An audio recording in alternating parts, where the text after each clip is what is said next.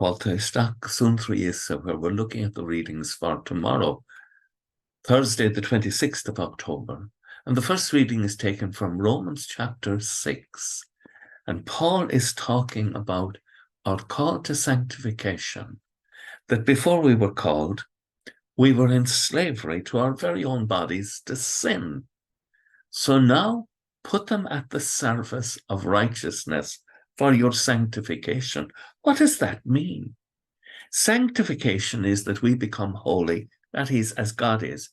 Leviticus chapter 19, verse 2, be you holy, for I, the Lord your God, am holy. And so, we, by growing in sanctification, our lives become compatible with the life of Jesus Christ through the graces won for us by his sacrifice on Calvary. And Paul can say, the wages paid by sin is death. That's the opposite of sanctification. That your life becomes incompatible with God. That's the horror of sin, that you will be lost to God. That's the horror of sin, that you will be lost to God. And the present that's given by God in Jesus Christ is eternal life.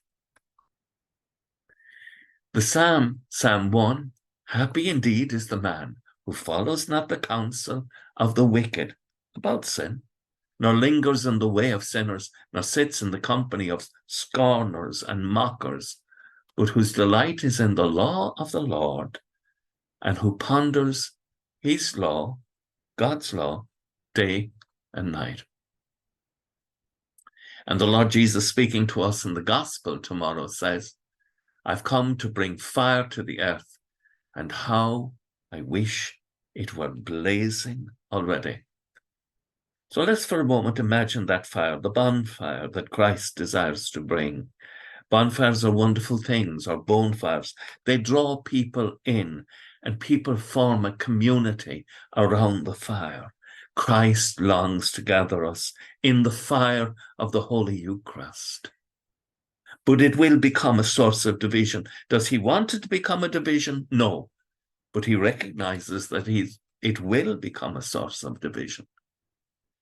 Do you suppose that I am here to bring peace on earth? No, I tell you, but rather division. Division even in our very families, that some will choose salvation and others will reject it. Christ speaks about his own trial that is coming, Calvary, and the horror around that, taking on himself the weight of all our sin. There is a baptism I still must receive, and how great is my distress till it is over. Don't give your mind to worries or anxieties about people in your family who are not practicing their faith.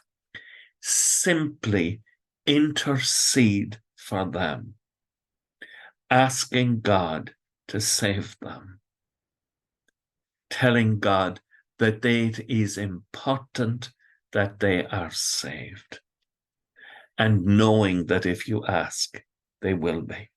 Have no fear. With thoughts such as these, let us go to our beds and let us pray that we shall indeed awaken in the morning with the praise of God on our hearts and on our lips. Agus gemana dia elikop the kshiv, ahar mak agus spirit nave. Amen. Slán go fóill. Bye for now.